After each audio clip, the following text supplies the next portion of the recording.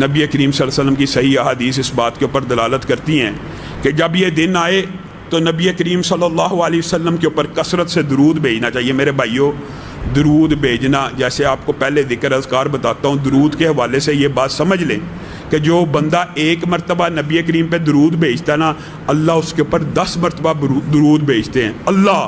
اور صرف اس کے اوپر بات نہیں ہے، بندہ درود پڑھتا رہتا ہے۔ نبی کریم نے کہا جس وقت تک وہ درود پڑھتا رہتا ہے فرشتے اس کے اوپر درود پڑھتے رہتے ہیں۔ کیا چاہیے؟ اس سے بہترین معاہدہ اللہ کے ساتھ کیا ہو سکتا ہے کہ آپ نبی پہ درود بھیجیں، اللہ اور اس کے فرشتے آپ کے اوپر درود بھیجیں۔ نبی کریم نے کہا جو صرف 10 مرتبہ میرے پر صبح شام درود بھیجتا ہے، میں محمد صلی اللہ علیہ وسلم، جس طرح اللہ نہیں نہ بھولنے والا، اللہ کی قسم تمہارا میرا پیارا نبی جس دن ہر نبی نفسی نفسی کہہ رہا ہوگا نا، اس وقت بھی نام لے کے نہیں بلکہ کیا کہہ رہا ہوگا؟ امتی امتی، اللہ مجھے بھی بچانا، میری امت کو بھی۔